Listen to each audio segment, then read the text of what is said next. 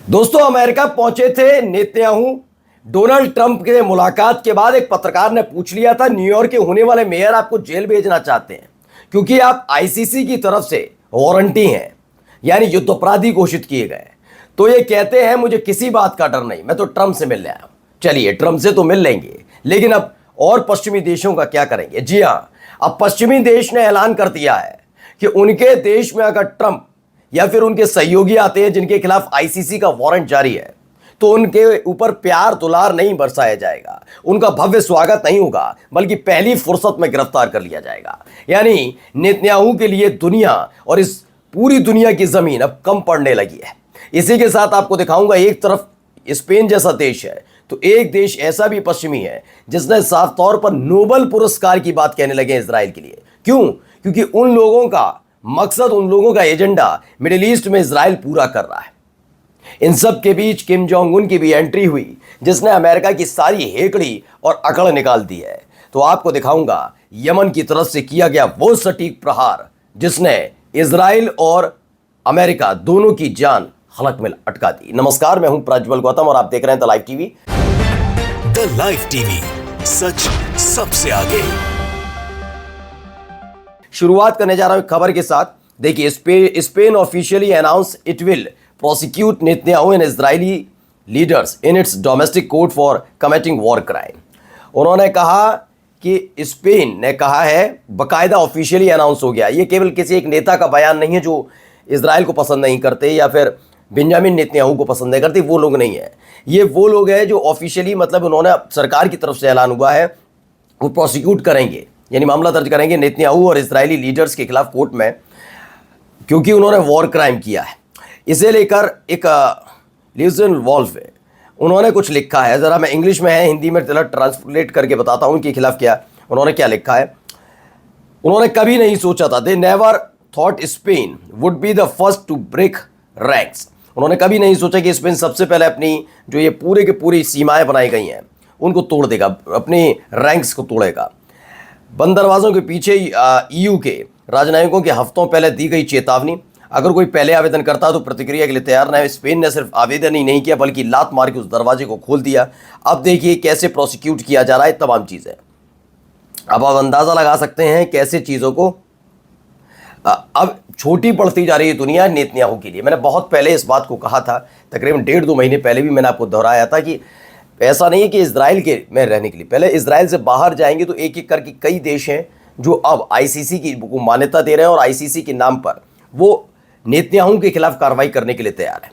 अब आइए अगली खबर देखिए। इन सब के बीच एक और खबर आ जाती है मिडिल ईस्टर्न अफेयर की। मेंबर्स ऑफ यूरोपियन पार्लियामेंट है, जो यूरोपियन पार्लियामेंट के मेंबर्स सांसद हैं, ज़्यादातर बताए गए लेकिन सब नहीं, ज़्यादातर, जो उन्होंने कहा कि इजराइल को नोबेल पीस पुरस्कार मिलना चाहिए।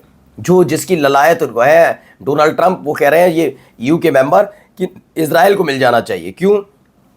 इसके लिए उन्होंने तर्क दिया है कि मिडिल ईस्ट के अंदर ये शांति लाए।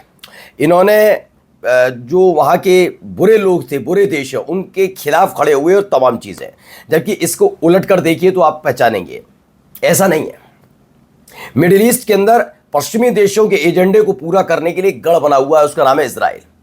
और इसीलिए अब इजराइल को एक गढ़ के तौर पर इस्तेमाल करके आगे अपनी नीयत और नियति दोनों को फिक्स करना चाहते हैं पश्चिमी देश। इसलिए इन सब के बीच फिर किम जोंग उन का बयान आ जाता है।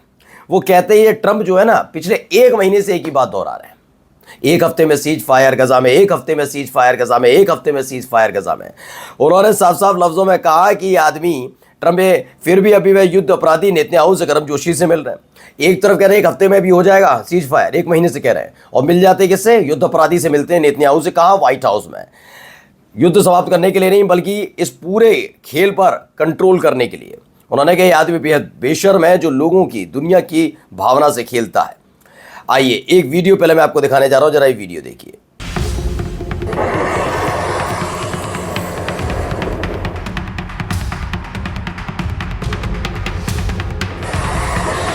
एक के बाद एक मिसाइल कहां दागी जा रही है मैं बताता हूं अभी आपको।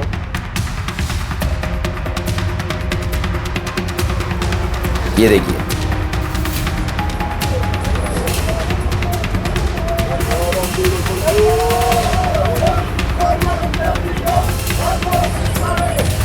देखते जाइएगा अभी।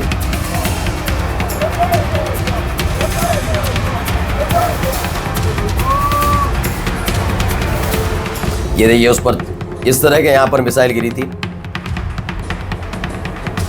सब कुछ बर्बाद हो गया जलकर।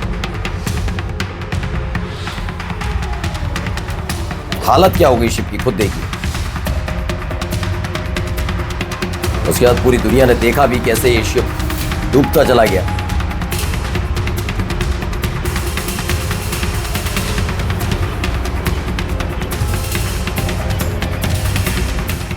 ये देखिए, मैंने कहा ना ये दूसरा शिप है। आपको याद होगा कि एक दिन पहले मैंने आपको एक शिप की खबर दिखाई थी, वो शिप था मैजिक सी।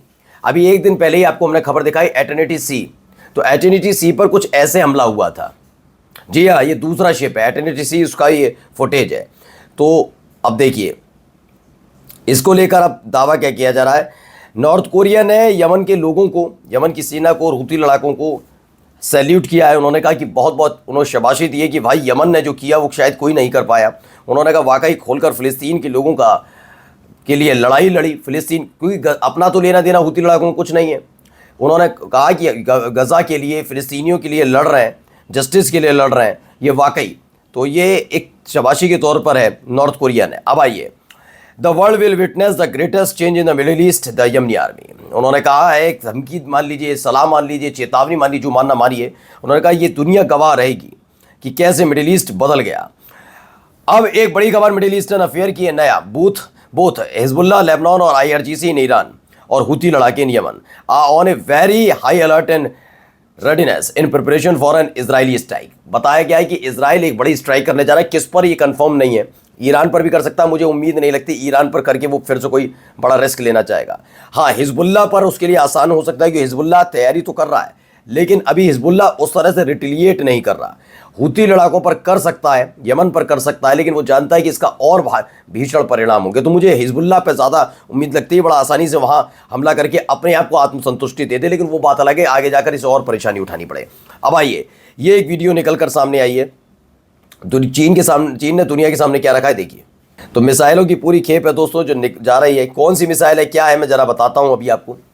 दरअसल ये मिसाइल है, चाइनीज़ मिसाइल है। इसमें जो बताया गया था DF-5B ICBM inter continental ballistic missile है, जो न्यूक्लियर वॉरहेड में है विद ए यील्ड ऑफ 3 और 4 मेगा टन ऑफ TNT। ओहो, 150 और 150 से 200 टाइम्स ज़्यादा पावर है हिरोशिमा और नागासाकी बॉम्ब से।